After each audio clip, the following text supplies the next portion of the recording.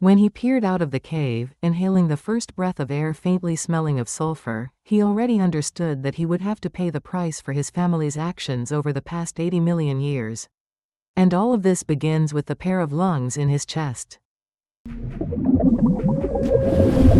To help you understand the full context, we need to go back to over 370 million years ago, to the era when our ancestors, the tetrapodomorphs, first came ashore.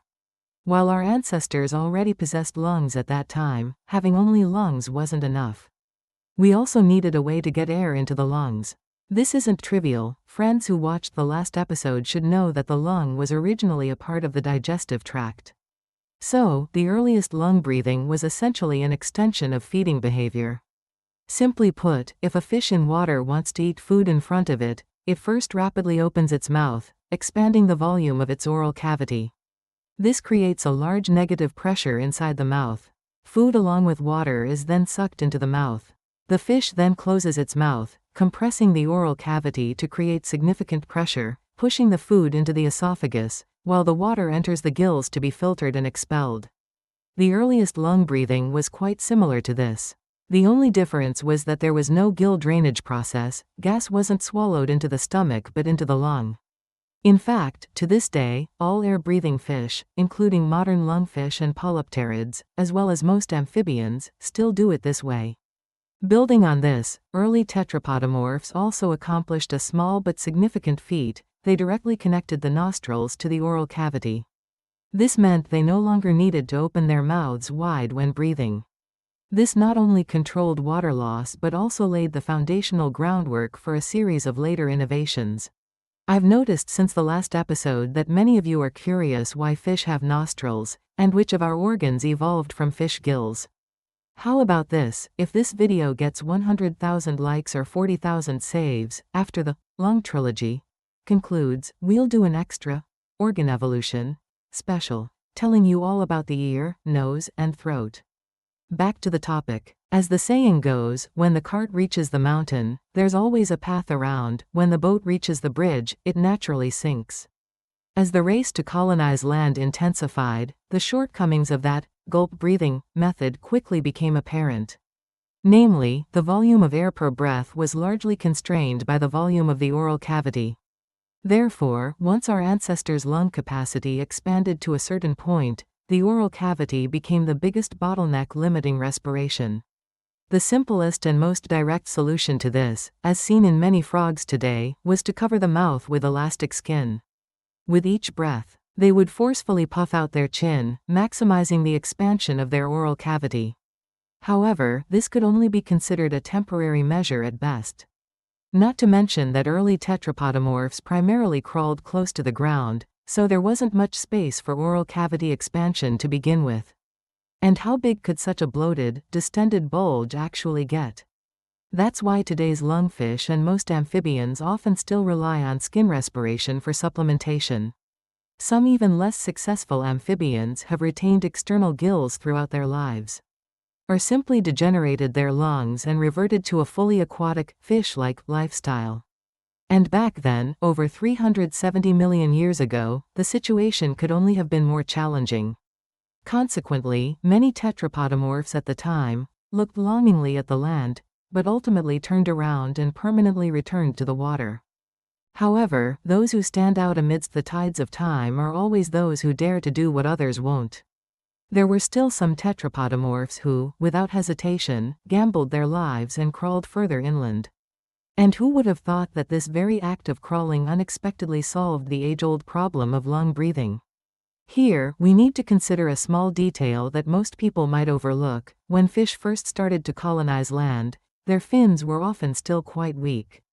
They could only move their body by using a butterfly stroke-like motion, pushing with both fins simultaneously to drag their bodies across wet, muddy flats, much like today's mudskippers. But once they moved away from water, without the lubrication of wet mud, they had to lift their bodies as much as possible to avoid friction. This meant their mode of locomotion had to change accordingly. Given that a fish's body plan is inherently well suited for side-to-side undulation for propulsion, a slight enhancement of the fins to the point where they could support the body by lifting just one fin And then using alternating left and right fin support combined with full body twisting became the most easily achievable solution, much like today's polypterids. Taking it a step further, you essentially get the sprawling crawl of amphibians like today's salamanders and newts. In this process, to make each step go further and be more flexible, these tetrapodomorphs had to find a way to bend their bodies even more. But the problem was that tetrapodomorph bodies were traversed by numerous ribs. These ribs would hinder each other, limiting the body's flexibility. This evolutionary pressure then spurred our ancestors to develop a particularly complex set of intercostal muscles and rib joints, making the ribs gradually more flexible. And then, our ancestors suddenly discovered that they no longer needed to rely on gulping to breathe. This was because if the external intercostal muscles on both sides contracted simultaneously, they could lift the ribs forward. The body cavity would expand accordingly, causing the lungs within to also expand. This would allow the lungs themselves to create negative pressure, sucking outside air in.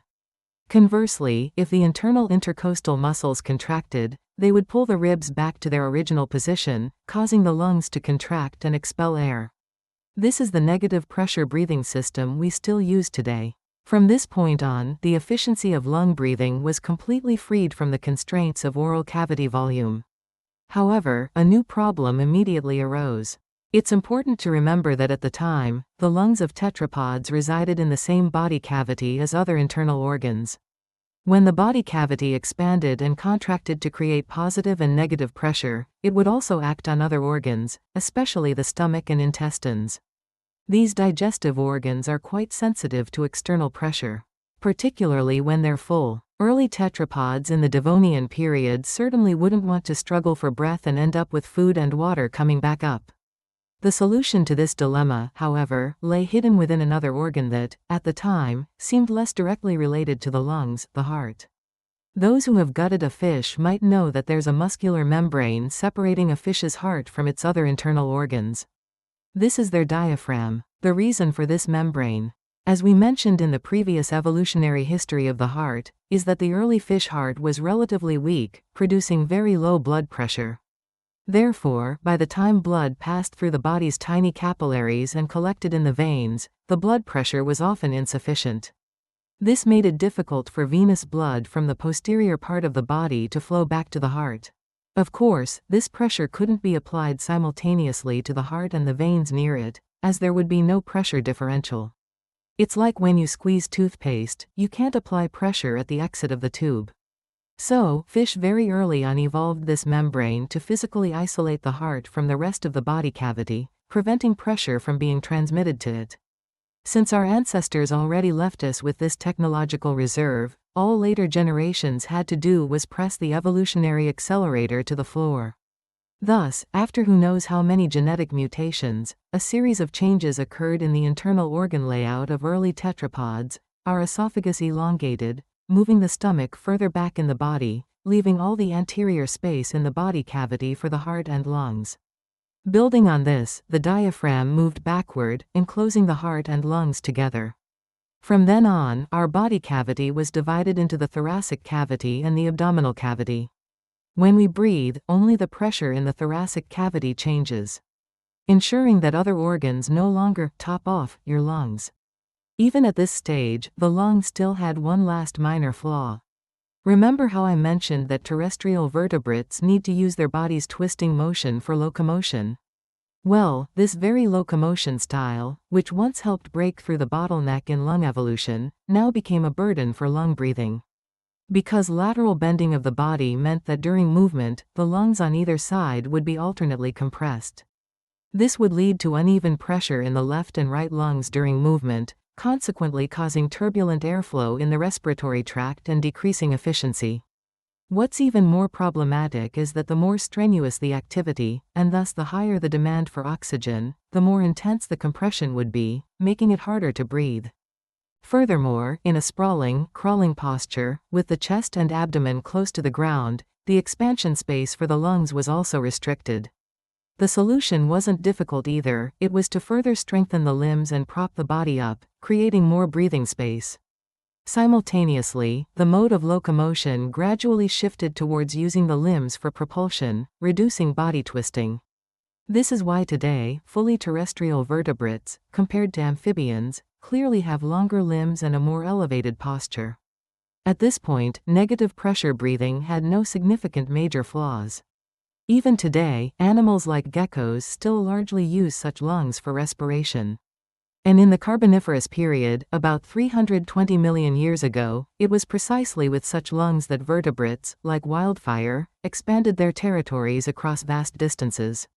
Before the supercontinent Pangaea fully formed, they had already dominated the landmasses worldwide. But there was no time to celebrate this triumph. What immediately followed was a 300 million year arms race among terrestrial vertebrates. The Dragon-Beast War. And the first to initiate this fierce competition were our ancestors, the synapsids, and the sauropsids. It must be said, our synapsid ancestors had a very clear strategy. If I can just push through the entire map in one go at the start, won't this game be a guaranteed win? So, the evolution of all organs throughout the synapsid body essentially pursued one goal: speed. How to achieve the most significant increases in stats with the fewest steps in the shortest amount of time. That's what I'll do. Specifically for the lungs, this meant violently reinforcing every detail along the existing evolutionary path to the extreme. Since side-to-side body swaying affected ventilation, they simply weakened the ribs in the abdomen while immensely strengthening the pelvis and hind legs. This later evolved into the movement pattern of powerful terrestrial animals, primarily relying on powerful glutes and lower body strength, minimizing the compression of the thoracic cavity during running. And if greater and faster lung expansion and contraction were better, then they would enhance the original thoracic cavity expansion and contraction by equipping the diaphragm with even tougher muscles, yes, the diaphragmatic muscles. This ultimately formed our modern, thick diaphragm, enabling it to actively push and pull the thoracic cavity forward and backward. This essentially forcibly expanded a large volume of expansion and contraction space for the lungs, a method known as abdominal breathing. Even today, abdominal breathing accounts for the majority of our ventilation volume. However, more frequent and faster ventilation can also lead to the problem of blood vessels in the lungs not having enough time to absorb oxygen and release carbon dioxide. Fortunately, early tetrapods had already started to increase the number of septa and folds inside the lungs to increase the surface area for gas exchange and alleviate this problem. Good, then I'll go full throttle, stacking septa upon septa, and folds upon folds, until the entire inside of the lung becomes countless dense small chambers. The ultimate outcome of this evolutionary path is our alveoli, and such lungs are called spongy lungs. With this set of simple yet brutally effective, unorthodox moves, our ancestors, starting from the Permian period approximately 300 million years ago, became unstoppable, sweeping across the globe. Their dominance was absolute and undeniable, placing them at the apex of the Earth's myriad creatures. Until the Siberian supervolcano erupted with a roar, bringing the majestic 50 million year synapsid dynasty to a sudden, smoky end. This supervolcanic activity spanned a protracted period of over 1 million years, unleashing a sea of lava that covered an area exceeding 7 million square kilometers.